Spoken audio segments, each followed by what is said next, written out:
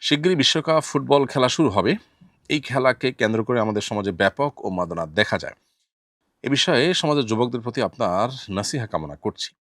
Football বিশ্বকাপ কিংবা cricket বিশ্বকাপ বা এই জাতীয় যে ইভেন্ট বা টুর্নামেন্টগুলো হয়ে থাকে, এগুলো জুয়ার আসর সেটি বলার অপেক্ষা রাখে না। যেগুলোকে আমরা নিছক বিনোদন হিসাবে গ্রহণ করছি, এগুলো বিশ্ব বেনিয়াদের অনেক বড় বড় বাণিজ্যের অংশ। ফলে আমরা মূলত সেই ব্যবসার টুল হিসাবে ব্যবহৃত হচ্ছি। আমাদেরকে ইসলামী শরিয়া সুস্থভাবে বেঁচে থাকার প্রয়োজনে বিনোদনের বহু পথ, বহু উপায় রেখেছে। সেগুলো আমাদের অবলম্বন করা উচিত।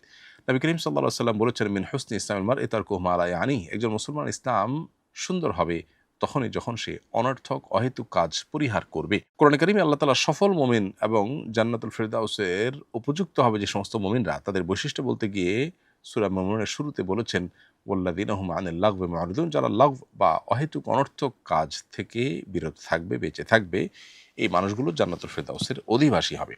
সেজন্য এ সমস্ত খেলাধুলাতে মত্ত হয়ে থাকা, এগুলোতে মাশগুল হয়ে থাকা এবং এগুলোর মধ্যে উন্মাদনায় ডুবে থাকা, এটা কোনো মুমিনের সাথে যায় না।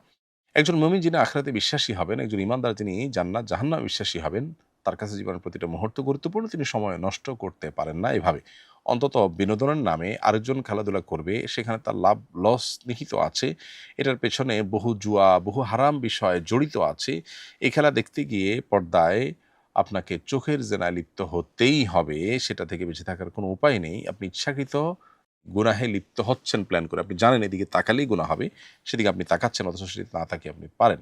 তো এই কাজটি সন্দেহাতীতভাবে নাজায়েজ এবং গুনাহের কথা। এটি বলার অপেক্ষা রাখে না। যে পরিমাণ কর্মঘণ্টা এর ফলে নষ্ট হয়, যে পরিমাণ জুয়ার আসর এখানে বসে, এটা বিশ্ববাসীর জন্য সার্বিক বিচারে ক্ষতিকর, শুধুমাত্র ধর্মীয় বিচারে নয়।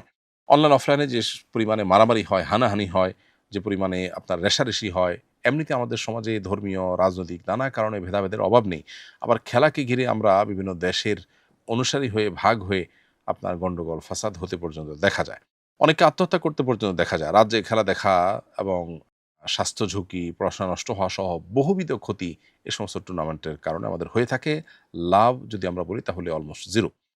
পরিবার এবং বন্ধু মহলে সম্পর্ক পর্যন্ত এগুলোর কারণে নষ্ট হয়। এজন্য বিশ্বকাপ ফুটবল হোক, ক্রিকেট হোক বা এই জাতীয় ইভেন্ট হোক, এগুলোকে এভয়েড করার বা এগুলোকে পরিত্যাগ করার এজন্য মানসিকতা আমাদের মধ্যে তৈরি করতে হবে এবং একজন ঈমানদার তার জীবনের প্রতিটা মুহূর্তকে অর্থবহ করবার চেষ্টা করবেন। তিনি অনর্থক কাজে তার জীবন, যৌবন, সময় নষ্ট করবেন না।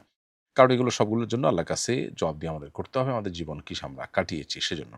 আসুন্নাহ ফাউন্ডেশন, উম্মার স্বার্থে সুন্নাহর সাথে।